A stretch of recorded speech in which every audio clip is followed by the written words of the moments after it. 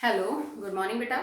अभी हम लोग 11th क्लास केमिस्ट्री डिस्कस कर रहे हैं। चैप्टर आपका थर्ड चल रहा है। ओके, तो उसमें लास्ट वीडियो में जो टॉपिक हमने कवर किया था दैट इज आयोनाइजेशन एंथैल्पी, क्या होती है, न्यूमेरिकल्स उसके, वो सब हमने डिस्कस किया था। अब आयोनाइजेशन एंथैल्पी में ही इंपॉर्टेंट टॉपिक है फैक्टर्स अफेक्टिंग आयोनाइजेशन एंथैल्पी। ये आपको ऐसे लिखना नहीं आएगा कभी भी कि बेटा 4 फैक्टर बताओ, उनको डिस्क्राइब करो, नहीं। आपको वो क्वेश्चन देगा कि इसमें से और इसमें से ज्यादा आयोनाइजेशन एंथैल्पी किसकी है, या ये इंक्रीजिंग ऑर्डर है आयोनाइजेशन एंथैल्पी का, ये डिक्रीजिंग है, एक्सप्लेन करो। ठीक है, या फिर चारों में से ज्यादा हाईएस्ट सेकंड आयोनाइजेशन एंथैल्पी किसकी है, लोवेस्ट किसकी है।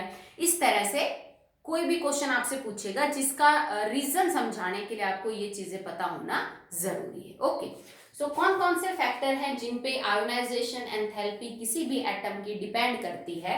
नंबर 1 है बेटा nuclear charge.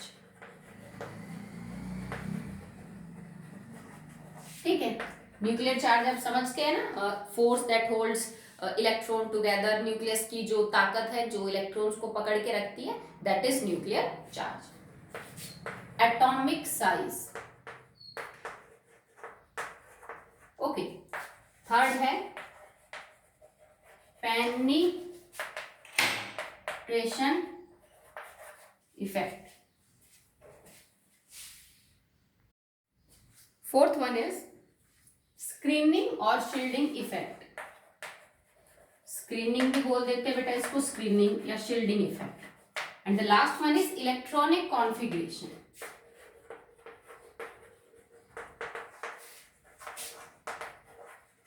Okay, these are the 5 factors on which ionization enthalpy's value will depend. Okay, effect. चलिए अब वन बाय वन सबको डिटेल में डिस्कस करते हैं।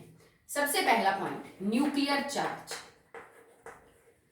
आयोनाइजेशन एंथैल्पी की डेफिनेशन ये कहती है कि एक गैसियस आइसोलेटेड एटम जिसके सबसे कमजोर जो फोर्स से बाउंड है इलेक्ट्रॉन, मतलब वैलेंस इलेक्ट्रॉन को बाहर निकालने में जो एनर्जी चाहिए। तो मान लो आपके पास ये एटम है और ये जैसे सोडियम का है, मुझे सोडियम के थर्ड वैलेंस शेल में से इस इलेक्ट्रॉन को बाहर निकालना है। अगर इस इलेक्ट्रॉन के ऊपर न्यूक्लियर चार्ज ज्यादा लग रहा है, मतलब अगर न्यूक्लियस इस इलेक्ट्रॉन को बहुत ही टाइटली होल्ड करके रख रहा है, तो इस इलेक्ट्रॉन को निकालने में हमें बहुत मेहनत करनी पड़ेगी, एनर्जी ज्यादा देनी पड़ेगी। ठीक है, अगर ये जो इलेक्ट्रॉन है इसके ऊपर न्यूक्लियस अपनी ताकत कम लगा रहा है, ठीक है, तो आपको कम एनर्जी देके भी आप इस इलेक्ट्रॉन को निकाल लोगे। मतलब अगर किसी इलेक्ट्रॉन के ऊपर न्यूक्लियर चार्ज बहुत ज्यादा लग रहा है, न्यूक्लियस उसको बहुत टाइटली पकड़ के रखे हुए है, तो आपको एनर्जी बहुत ज्यादा देनी पड़ेगी, तब आपका इलेक्ट्रॉन बाहर निकलेगा। अगर न्यूक्लियर चार्ज कम है तो आप कम एनर्जी देके भी इलेक्ट्रॉन को क्या निकाल लोगे बेटा, बाहर निकाल लोगे। तो इसका मतलब न्यूक्लियर चार्ज के आयोनाइजेशन एंथैल्पी डायरेक्टली प्रोपोर्शनल होती है। सिंपल सी बात है बेटा, इलेक्ट्रोनेगेटिवली चार्ज है आपका, न्यूक्लियस पॉजिटिवली चार्ज है, उनके बीच में फोर्स ऑफ अट्रैक्शन है। अगर आप इलेक्ट्रॉन को बाहर निकालना चाहते हो तो आपको ये फोर्स ऑफ अट्रैक्शन तोड़नी पड़ेगी। अगर ये फोर्स ऑफ अट्रैक्शन स्ट्रांग है तो एनर्जी ज्यादा देनी पड़ेगी, मतलब आयोनाइजेशन एनर्जी ज्यादा होगी। अगर ये फोर्स ऑफ अट्रैक्शन कम है तो आपको कम एनर्जी देनी पड़ेगी, तो मतलब आयोनाइजेशन एंथैल्पी की वैल्यू क्या होगी बेटा, कम होगी। तो ये तो डायरेक्टली प्रोपोर्शनल है। Higher is the nuclear charge, higher will be the ionization energy of the element. Lower will be the nuclear charge, lower will be the ionization energy. Okay, चलिए सेकंड है एटॉमिक साइज। अब atomic size में क्या है बेटा, एक आपके पास sodium का एटम है, ठीक है, this is the idea sodium. एक आपके पास पोटेशियम का है जिसमें 4 शेल है, 1 2 3 4। ठीक है भाई, चौथी शेल वाला तो बड़ा ही होगा बजाय कि 3 के। एक आपको चौथी शेल में से इलेक्ट्रॉन निकालना है, ये पोटेशियम की मैंने ऑर्बिट्स बनाए हैं, और ये सोडियम की है। आप एक बताओ किस में से इलेक्ट्रॉन निकालना आसान है, जबकि दोनों ही एल्कली मेटल है, दोनों में से एक एक इलेक्ट्रॉन निकालना है। अब देखो, जिसका साइज बड़ा होगा इसका मतलब न्यूक्लियस की पहुंच से वो इलेक्ट्रॉन दूर है, यहाँ न्यूक्लियस की पहुंच से इलेक्ट्रॉन पास है। तो न्यूक्लियस के जो इलेक्ट्रॉन पास है, न्यूक्लियस उस पर अपनी अच्छी फोर्स लगाएगा, पकड़ के रखेगा। जो इलेक्ट्रॉन न्यूक्लियस से दूर है उसके ऊपर जो इलेक्ट्रॉन की पकड़ है न्यूक्लियस जो इलेक्ट्रॉन पे पकड़ बना रहा है वो कमजोर है, तो आप आसानी से इलेक्ट्रॉन बाहर निकालोगे। भाई बड़े साइज का मतलब है कि न्यूक्लियस से इलेक्ट्रॉन का दूर होना, और छोटे साइज का मतलब है न्यूक्लियस का इलेक्ट्रॉन के पास होना। न्यूक्लियर का इलेक्ट्रॉन के पास होना मतलब न्यूक्लियर चार्ज ज्यादा होना, तो आयोनाइजेशन एनर्जी ज्यादा देनी पड़ेगी। साइज बड़े होने का मतलब है कि न्यूक्लियस से इलेक्ट्रॉन का दूर होना।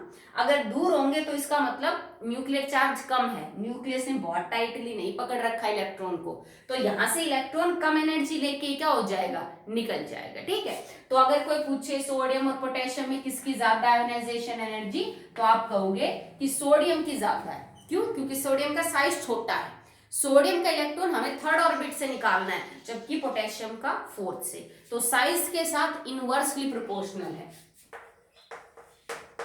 Ionisation energy is inversely proportional to the atomic size, जितना बड़ा साइज उतनी आयोनाइजेशन एनर्जी कम। Okay, third, penetration effect. अब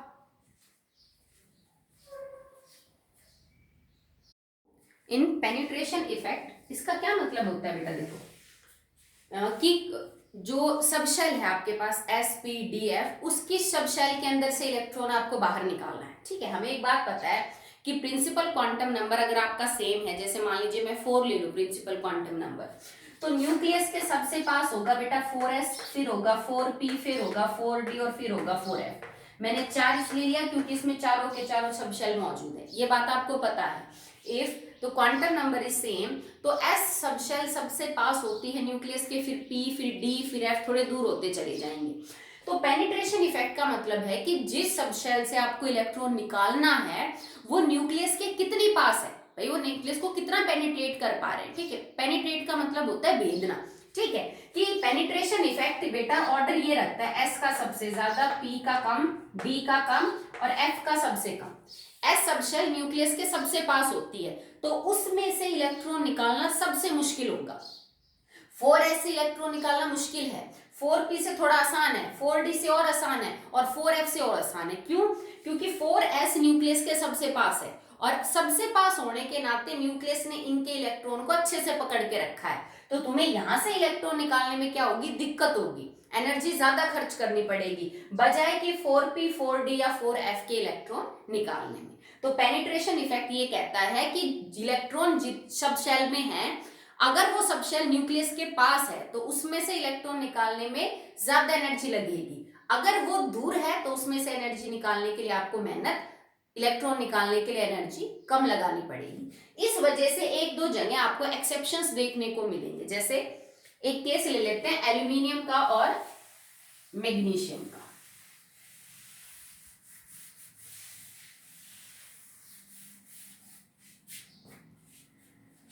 एल्यूमिनियम, चलो इधर पहले मैग्नीशियम और फिर एल्यूमिनियम।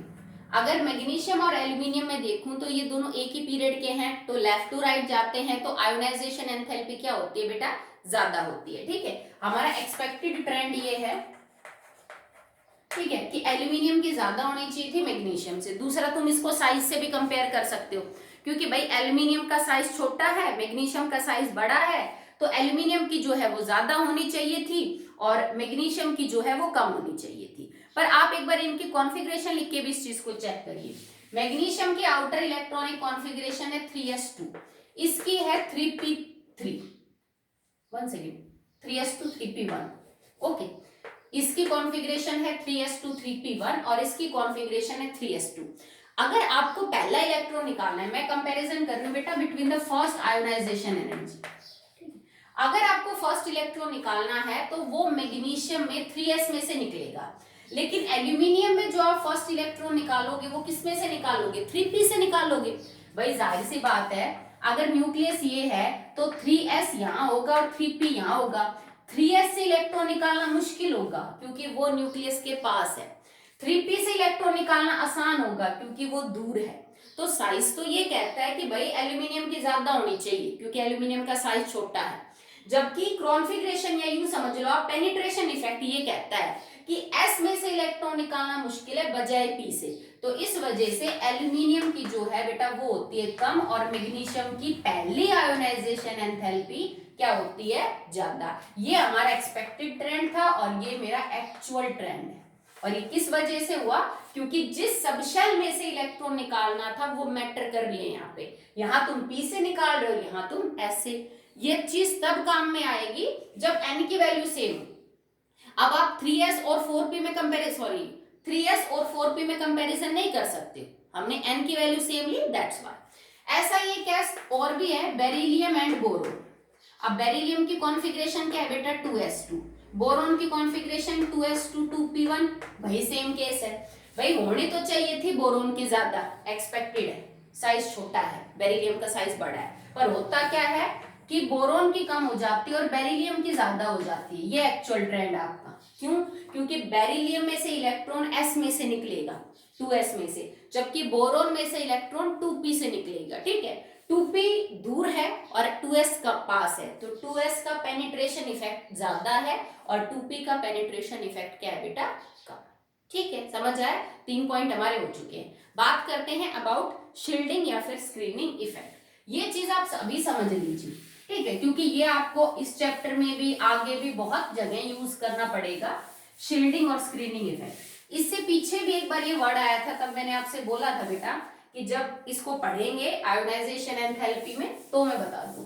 तो देखिए अब इसको, कई सारे क्वेश्चंस का रीजन होता है शील्डिंग एंड स्क्रीनिंग इफेक्ट।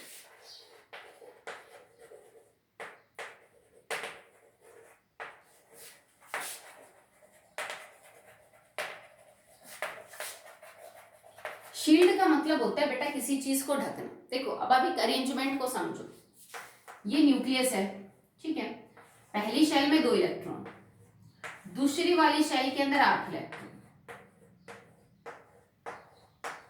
ठीक है, और उस वाली में मान लीजिए मेरे पास 3 इलेक्ट्रॉन है, कॉन्फ़िगरेशन कुछ यूं है 2 8 3, मान लो एल्यूमिनियम का केस लेके चल रहे हैं, और ये इलेक्ट्रॉन फिक्स नहीं होते अपने ऑर्बिट में, आपको पता है, ये लगातार घूमते रहते हैं। तो बेटा घूमते घूमते ये पॉसिबिलिटी है कि एक इलेक्ट्रॉन दूसरे, जैसे एक ऑर्बिट का इलेक्ट्रॉन दूसरे ऑर्बिट के इलेक्ट्रॉन के जस्ट सामने आ जाए, घूम रहे, क्योंकि सभी देखो देखो ये जैसे एक सिचुएशन बन गई ना ये वाली, कि ये जो इलेक्ट्रॉन है ना इसके जस्ट सामने ये वाला इलेक्ट्रॉन है। भाई फर्स्ट ऑर्बिट का ये इलेक्ट्रॉन सेकंड या शेल मान लो, पहले शेल का ये इलेक्ट्रॉन घूमते घूमते सेकंड शेल के इस इलेक्ट्रॉन के जस्ट सामने आ गया। और ये पॉसिबिलिटी तब ज्यादा हो सकती है अगर आपका जो एटम है वो मल्टी इलेक्ट्रॉन है, मतलब अगर तुम्हारे एटम में 2 3 4 7 8 इलेक्ट्रॉन है तो ये गुंजाइश कम है ना। अगर तुम्हारे एटम में बहुत सारे इलेक्ट्रॉन है, उसने 7 8 शेल भर रखी हैं, तो जितने ज्यादा इलेक्ट्रॉन होंगे उतने ही चांस ज्यादा बढ़ेंगे कि वो घूमते घूमते किसी भी शेल का इलेक्ट्रॉन दूसरी शेल के इलेक्ट्रॉन के जस्ट सामने आ जाए। पॉसिबल है ना बेटा, कम एटॉमिक नंबर वाले एलिमेंट्स में कम पॉसिबल है, ज्यादा एटॉमिक नंबर वाले एलिमेंट्स में ये चीज ज्यादा पॉसिबल है। तो होता क्या है, अब न्यूक्लियस का जो फोर्स ऑफ अट्रैक्शन है जिसे हम न्यूक्लियर चार्ज बोल रहे हैं, वो सिर्फ इस इलेक्ट्रॉन के ऊपर एक्सपीरियंस होगा, मतलब न्यूक्लियस सिर्फ इस इलेक्ट्रॉन पे अपनी पकड़ बना पाएगा। ओके सॉरी, इस इलेक्ट्रॉन पे नहीं कर पाएगा। क्यों नहीं कर पाएगा, क्योंकि इस इलेक्ट्रॉन ने इसको कंप्लीटली शील्ड कर लिया है।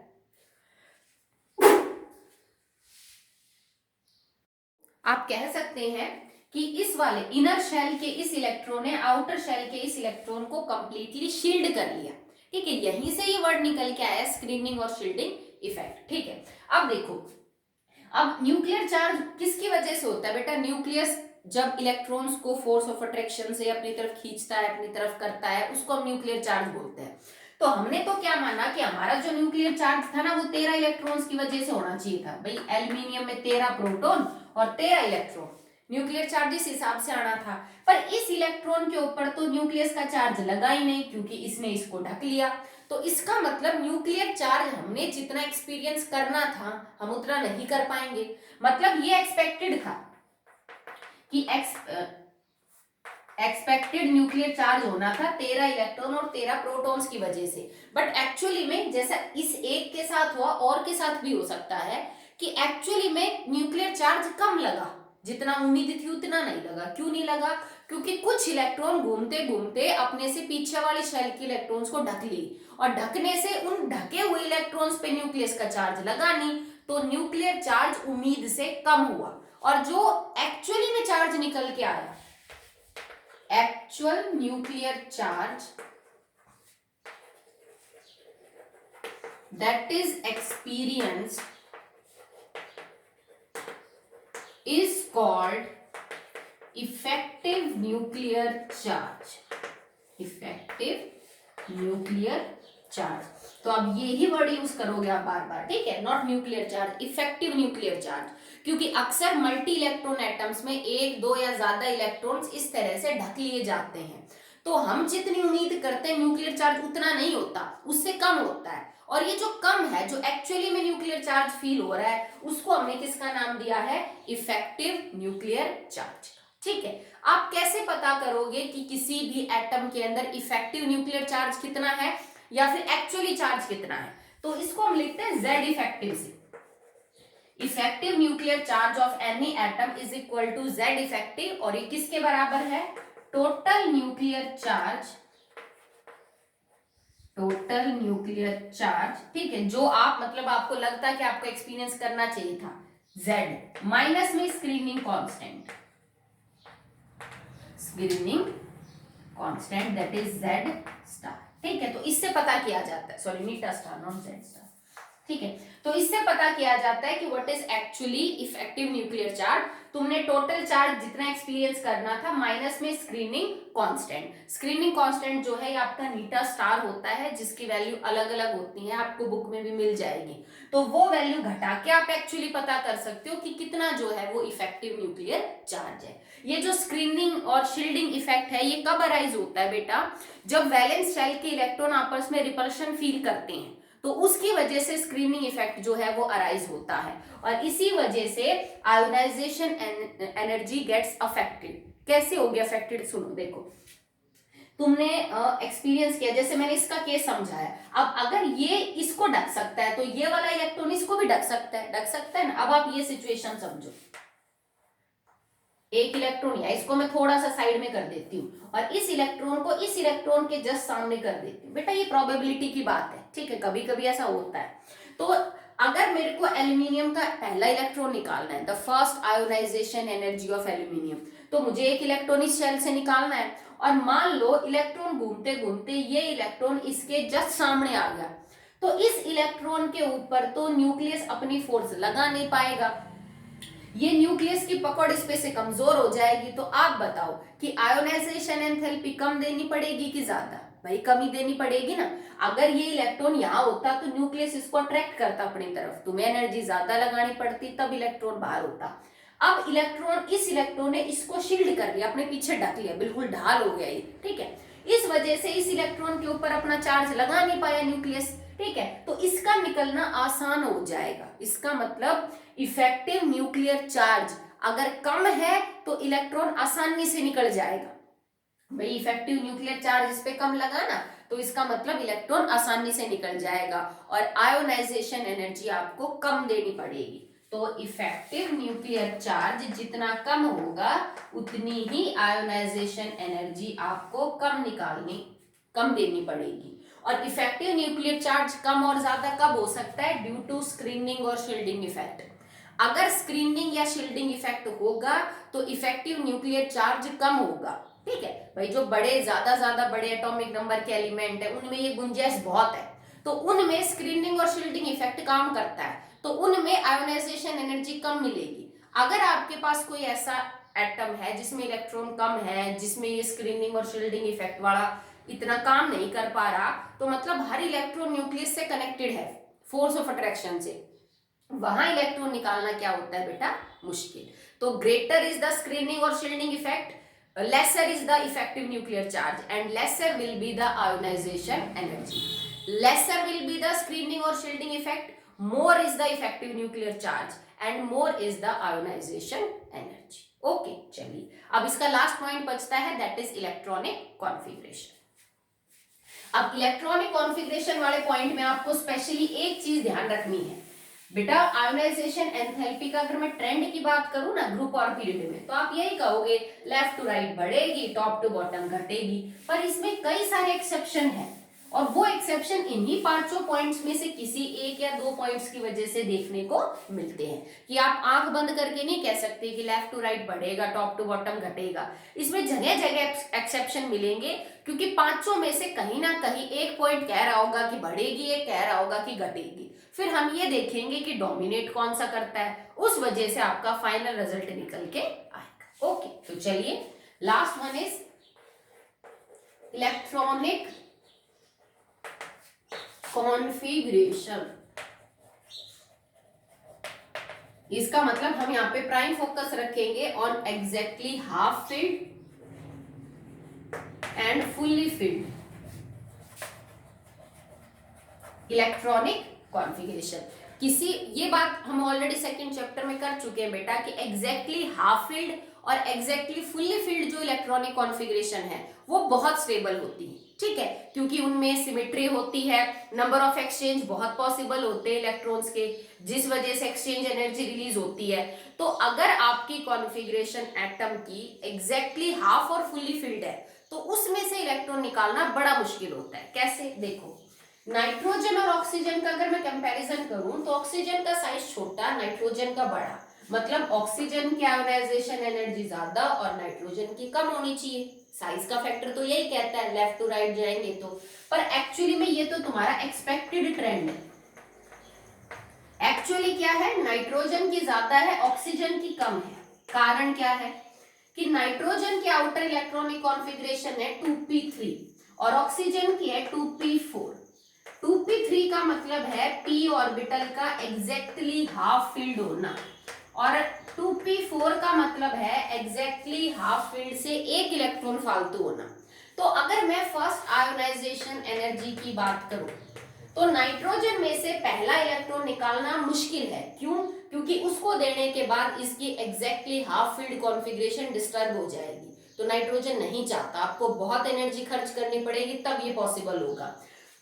इसके कंपैरिजन में अगर ऑक्सीजन को तुम देखो तो ऑक्सीजन दे देगा अपना इलेक्ट्रॉन, क्योंकि उसको पता है कि एक इलेक्ट्रॉन देने के बाद वो एग्जैक्टली हाफ फील्ड हो जाएगा, ठीक है। तो साइज तो कहता है कि ऑक्सीजन की ज्यादा है, पर इलेक्ट्रॉनिक कॉन्फ़िगरेशन नाइट्रोजन की बहुत स्टेबल है, तो उसमें से इलेक्ट्रॉन निकालना क्या है बेटा, मुश्किल है as compare to the oxygen. तो यहाँ पे एग्जैक्टली हाफ फील्ड कॉन्फ़िगरेशन जो है वो डिसाइड कर रही है बेटा कि आयोनाइजेशन एनर्जी जो है वो किसकी कम होगी और किसकी क्या होगी, ज्यादा, ठीक है। फास्फोरस और सल्फर का केस ले लीजिए, सेम होगा। अगर मैं फास्फोरस और सल्फर का देखूं, फास्फोरस की ज्यादा मिलेगी, जबकि साइज सल्फर का छोटा है। इसमें भी यही कारण है कि फास्फोरस में 3p3 है और सल्फर में 3p4 है। वही एग्जैक्टली हाफ फील्ड कॉन्फ़िगरेशन है, जिसमें से इलेक्ट्रॉन निकालना क्या हो जाएगा बेटा, बहुत ही मुश्किल है, ठीक है। अगर आप नोबल गैसेस का कंपैरिजन करो, मैंने आपको एटॉमिक साइज में क्या बताया कि अपने पीरियड में नोबल गैसेस सबसे बड़ी है साइज में। तो भाई अगर साइज में सबसे बड़ी है तो इसका मतलब उनकी आयोनाइजेशन एनर्जी तो कम होनी चाहिए पूरे पीरियड में। जैसे हीलियम के अपने पीरियड में कम हो, नियॉन के अपने पीरियड में कम हो, आर्गन के अपने पीरियड में कम हो, पर ऐसा नहीं होता। नोबल गैसेस की जो आयोनाइजेशन एनर्जी है वो पीरियड में सबसे कम नहीं होती, कम भी नहीं होती, अच्छी खासी होती है। क्यों? क्योंकि यहाँ पे सिर्फ साइज नहीं, इलेक्ट्रॉनिक कॉन्फ़िगरेशन भी मैटर करेगी। नियॉन या किसी भी नोबल गैस में से इलेक्ट्रॉन निकालने का मतलब है एग्जैक्टली फुल्ली फिल्ड कॉन्फ़िगरेशन में से इलेक्ट्रॉन निकालना, and that is not very easy, ठीक है। तो सिर्फ साइज यहाँ पे एक फैक्टर पे लेके नहीं चलेंगे। अब जब फैक्टर एंटी काम कर रहे हो, साइज कहता है कि सबसे कम होनी चाहिए आयोनाइजेशन एनर्जी पीरियड में, जबकि कॉन्फ़िगरेशन कहती है कि भाई एग्जैक्टली हाफ फुल्ली फील्ड है, सॉरी फुल्ली फील्ड में से इलेक्ट्रॉन निकालना क्या बड़ा ही मुश्किल काम है, ठीक है। पर नोबल गैसेस की हाई है, मतलब इलेक्ट्रॉनिक कॉन्फ़िगरेशन वाला जो फैक्टर है वो डोमिनेट कर रहा है बजाय किसके, साइज के। तो यही 5 फैक्टर है जो घुमा फिरा के यूज करेंगे किसी भी एलिमेंट की, एटम की जो आयोनाइजेशन एनर्जी है उसको समझाने में, ठीक है। चलिए आगे बात करते हैं about the trends of ionisation enthalpy in group and periods. Okay,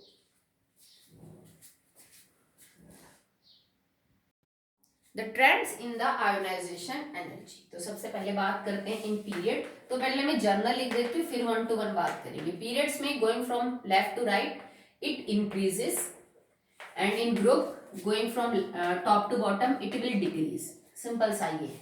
वैसे जगह जगह एक्सेप्शंस मिल जाएंगे, उनका आप अपना रीजन होगा। इन पांचों फैक्टर्स में कोई ना कोई कहीं ना कहीं उस चीज को जरूर गवर्न कर रहा होगा। ओके, चलिए अब स्टार्ट करते हैं पीरियड्स के अंदर। तो हम सेकंड पीरियड को थोड़ा डिटेल में लेके उसको डिस्कस करेंगे।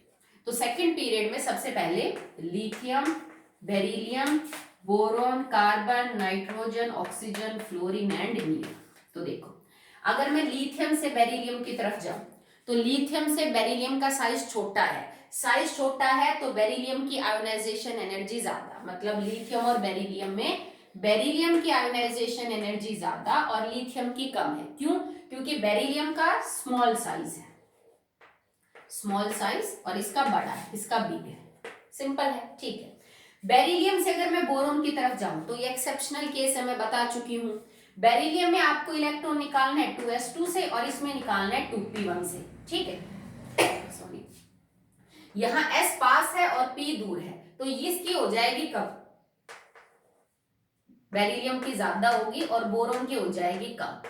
इसका कारण है जो screening effect, sorry penetration effect है वो, कि बोरोन में हम निकालेंगे 2p से इलेक्ट्रॉन जो थोड़ा दूर है और बेरिलियम में 2s से जो थोड़ा पास है। फिर अगर मैं बोरोन से कार्बन की तरफ जाऊं तो कार्बन का साइज फिर छोटा हो जाता है, तो इसकी क्या हो जाएगी, ज्यादा हो जाएगी बोरोन से। नाइट्रोजन का साइज फिर छोटा हो जाएगा तो नाइट्रोजन की और ज्यादा हो जाएगी, ठीक है। अब अगर मैं बात करूं अबाउट नाइट्रोजन एंड ऑक्सीजन, तो नाइट्रोजन की कॉन्फ़िगरेशन एग्जैक्ट हाफ फील्ड है, तो उसमें से निकालना मुश्किल। तो out of nitrogen and oxygen किसकी ज्यादा हो जाएगी बेटा, नाइट्रोजन की। अगर मैं ऑक्सीजन और फ्लोरीन के केस की बात करूं तो फ्लोरीन तो बेटा इलेक्ट्रॉन लूज करना प्रेफर ही नहीं करता, ठीक है, साइज भी छोटा है, तो इस केस में फ्लोरीन की ज्यादा हो जाएगी और ऑक्सीजन की क्या हो जाएगी, कम। अगर मैं फ्लोरीन और नियॉन में भी कंपैरिजन करूं तो नियॉन की कॉन्फ़िगरेशन तो एग्जैक्टली फुल्ली फिल्ड है, तो नियॉन की क्या हो जाएगी, ज्यादा, और फ्लोरीन की क्या हो जाएगी, कम। तो मतलब एक ही पीरियड के अंदर आपको 2-3 ट्रेंड देखने को मिल गए, 1-2 एक्सेप्शंस आपको देखने को मिले। देखो यहाँ पे एक्सेप्शन है ये वाला बेरिलियम, बोरोन, नाइट्रोजन, ऑक्सीजन, फिर फ्लोरीन और नियॉन, क्योंकि नियॉन तो बड़ा है साइज में फ्लोरीन से, अपने पीरियड में सबसे बड़ा है, ठीक है। फिर भी इसकी जो आयोनाइजेशन एंथैल्पी है वो तो ज्यादा है। क्यों ज्यादा है बेटा, क्योंकि यहाँ पे जो साइज है वो किसका क्या है, बड़ा है, नियॉन का, बट उसकी जो कॉन्फ़िगरेशन है वो एग्जैक्टली क्या है, फुल्ली फिल्ड है। इस वजह से ये ट्रेंड जो है वो देखने को आपको मिल रहा है। ओके, अब बात करते हैं in the group. Okay, but उससे पहले अगर जैसे आपसे कोई रीजन पूछे, वैसे रीजन सिंपल ही है कि पीरियड्स के अंदर जब आप लेफ्ट टू राइट जाते हैं तो इंक्रीज क्यों होती है। तो सिंपल सा रीजन है बेटा, going from left to right in a period,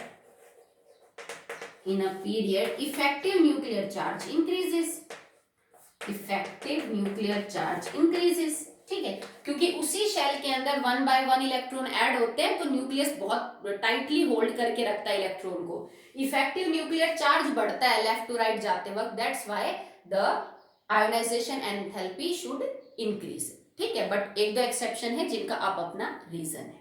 अब बात करते हैं अबाउट द ग्रुप। तो ग्रुप में यूजुअली डिक्रीज करनी चाहिए, और डिक्रीज करने के क्या कारण है, देखो, in groups ionization enthalpy should decrease. तो पहला कारण क्या हो सकता है, साइज, क्योंकि साइज के साथ आयोनाइजेशन एनर्जी इनवर्सली प्रोपोर्शनल है। तो ग्रुप में ऊपर से नीचे साइज बढ़ेगा तो इसका मतलब आयोनाइजेशन एंथैल्पी घटेगी, क्योंकि 1 by 1 तुम एक शेल इंक्रीज कर रहे हो तो साइज तो बढ़ रहा है, साइज बढ़ने से आयोनाइजेशन एंथैल्पी घट जाएगी। तो ये फैक्टर तो कहता है कि भाई घटनी चाहिए ग्रुप में, जो कि सही भी है, ठीक है। सेकंड, स्क्रीनिंग या फिर शील्डिंग इफेक्ट। अब क्योंकि जब जब तुम ग्रुप में ऊपर से नीचे आओगे नंबर ऑफ इलेक्ट्रॉन्स बढ़ते चले जाएंगे, तुम्हारी शेल बढ़ती चली जाएंगी जिनमें इलेक्ट्रॉन है, तो इस बात की गुंजाइश भी बढ़ती है ना कि इलेक्ट्रॉन घूमते घूमते किसी दूसरी शेल के इलेक्ट्रॉन्स को कवर कर ले, तो उन ढके हुए इलेक्ट्रॉन्स पे न्यूक्लियस अपनी ताकत ना लगा पाए और उनकी पकड़, न्यूक्लियस की पकड़ से वो इलेक्ट्रॉन दूर हो जाए तो उनको निकालना आसान हो जाए, ठीक है। तो जैसे जैसे आप ग्रुप में ऊपर से नीचे आओगे, नंबर ऑफ इलेक्ट्रॉन्स बढ़ते हैं एटम के अंदर, तो स्क्रीनिंग और शील्डिंग इफेक्ट भी बढ़ता है। अगर वो बढ़ेगा तो इफेक्टिव न्यूक्लियर चार्ज जो है वो कम लगेगा इलेक्ट्रॉन्स के ऊपर, और इस वजह से उनको निकालना आसान है। तो बढ़ा हुआ इफेक्ट जो स्क्रीनिंग इफेक्ट है वो भी ये कहता है कि आयोनाइजेशन एंथैल्पी डिक्रीज करनी चाहिए। जैसे जैसे इलेक्ट्रॉन्स बढ़ेंगे ऊपर से नीचे, ionisation enthalpy should decrease, because electrons को ढकना और इजी हो जाता है ज्यादा इलेक्ट्रॉन्स के लिए। ठीक है, तो ये दो फैक्टर तो यही कहते हैं भाई आयोनाइजेशन एनर्जी को तो डिक्रीज करना चाहिए। ठीक है, बट जो न्यूक्लियर चार्ज है वो बढ़ रहा है ऊपर से नीचे। बेटा न्यूक्लियर चार्ज हमेशा बढ़ता है, चाहे आप लेफ्ट टू राइट चले जाओ चाहे आप टॉप टू बॉटम। क्यों? क्योंकि लेफ्ट टू राइट जाते हो तो भी इलेक्ट्रॉन बढ़ते हैं, और टॉप टू बॉटम आते हो तो भी इलेक्ट्रॉन बढ़ते हैं, और इलेक्ट्रॉन बढ़ने से न्यूक्लियर चार्ज हमेशा बढ़ेगा। ठीक है, जैसे मैंने अभी आपको बोला न्यूक्लियर चार्ज कम, इफेक्टिव न्यूक्लियर चार्ज, वो क्यों बोला कि जितना हम एक्सपीरियंस करना चाहते थे हमें उतना नहीं मिलेगा ड्यू टू स्क्रीनिंग और शील्डिंग इफेक्ट। तो आप कह सकते हो भाई इफेक्टिव न्यूक्लियर चार्ज कम हो गया। एक एटम की बात हो रही है, मान लीजिए एक एटम में मेरे को मिलना था 13 पॉजिटिव इफेक्टिव न्यूक्लियर चार्ज और मुझे एक्सपीरियंस हुआ 10 पॉजिटिव, तो आप यही कहोगे ना इफेक्टिव न्यूक्लियर चार्ज कम है जितना आपको एक्सपीरियंस होना चाहिए था उससे। पर अगर मैं एक एटम से दूसरे एटम का कंपैरिजन करूं तो जैसे जैसे इलेक्ट्रॉन बढ़ेंगे न्यूक्लियर चार्ज हमेशा बढ़ेगा। लेफ्ट टू राइट भी इलेक्ट्रॉन बढ़ते हैं तो न्यूक्लियर चार्ज बढ़ता है, टॉप टू बॉटम भी आओगे तो इलेक्ट्रॉन बढ़ेंगे तो भी न्यूक्लियर चार्ज बढ़ेगा। ये जरूर हो सकता है कि एक साइड ज्यादा बढ़ रहा हो एक साइड थोड़ा कम बढ़ रहा हो, पर बढ़ेगा जरूर। तो इलेक्ट्रॉन को ऐड करने से न्यूक्लियर चार्ज बढ़ा। न्यूक्लियर चार्ज ये कहता है कि आयोनाइजेशन एंथैल्पी शुड इंक्रीज, क्योंकि न्यूक्लियर चार्ज बढ़ने का मतलब है न्यूक्लियस की पकड़ मजबूत होना इलेक्ट्रॉन पे। तो ये कहता है कि भाई आयोनाइजेशन एंथैल्पी बढ़नी चाहिए। दो फैक्टर कहते हैं घटनी चाहिए, एक फैक्टर कहता है बढ़नी चाहिए ग्रुप के अंदर, और आपका जो रिजल्ट है वो तो ये है। इसका मतलब इन दोनों फैक्टर्स ने इस फैक्टर को दबा दिया। सीधी सी बात है कि साइज प्लस में जो स्क्रीनिंग इफेक्ट वाला फैक्टर है इन दोनों ने दबा लिया, ये दोनों डोमिनेटिंग हो गए और किसको पीछे छोड़ दिया? न्यूक्लियर चार्ज वाले फैक्टर को। तो यहाँ पे इन्होंने अपना असर दिखाया और न्यूक्लियर चार्ज वाले को अपना जो रास्ता है वो बदलना पड़ा। तो जो नेट इफेक्ट निकल के आएगा वो top to bottom ionisation enthalpy घटेगी ना कि बढ़ेगी। पीरियोडिक प्रॉपर्टीज में तो अक्सर ऐसा देखने को मिलेगा बेटा आपको कि दो इफेक्ट कहेंगे ऐसा हो रहा है, एक कहेगा ऐसा हो रहा है, या दो कहेंगे ऐसा हो रहा है, तो रिजल्ट तो एक ही निकल के आएगा। आप दोनों तो नहीं बताओगे ना कि ऊपर से नीचे बढ़ भी रही है और घट भी रही है। तो उनमें फिर कौन डिसाइड करता है? वो है मैग्नीट्यूड, कि असर कौन ज्यादा डाल रहा है, डोमिनेटिंग नेचर कौन है, बस चल किसकी रही है। ठीक है, तीन इफेक्ट, दो एक बात कहते हैं एक बात कहता है, तो ज्यादा जो दबदबा है वो इन दो इफेक्ट्स का रहेगा जो डिसाइड करेंगे कि जो कॉन्फिगरेशन आयोनाइजेशन एनर्जी है वो बढ़नी चाहिए कि घटनी चाहिए। ठीक है, तो आज के लिए इतना ही। हमने इफेक्ट्स को डिटेल में डिस्कस किया, बहुत इंपॉर्टेंट है क्योंकि आगे आपकी बुक में एक्सरसाइज दे रखी है, उसमें कुछ नहीं करना, कोई न्यूमेरिकल वगैरह नहीं है, बस एलिमेंट्स में सिर्फ ये प्रिडिक्ट करना है इसमें और इसमें ज्यादा किसकी आयोनाइजेशन एनर्जी और क्यों है, कम क्यों है। चार एलिमेंट दे दिए, increasing order of ionisation energy में अरेंज करो, decreasing order of ionisation energy में अरेंज करो। ठीक है, तो वो हम कल करेंगे पूरी एक्सरसाइज। तो आज का आपका काम रहेगा सैंपल प्रॉब्लम फर्स्ट आप सॉल्व करेंगे, इसके आई थिंक 3 या 4 क्वेश्चन है। तो आपका होमवर्क रहेगा ये सब करने के बाद जैसे ये टॉपिक खत्म होता है सैंपल प्रॉब्लम दे रखी है और सैंपल प्रॉब्लम फर्स्ट आप खुद सॉल्व करके देखेंगे, मैं फिर कल करवाऊंगी अगर आपको समझ में नहीं आएगा। ओके बेटा, that's all for the day.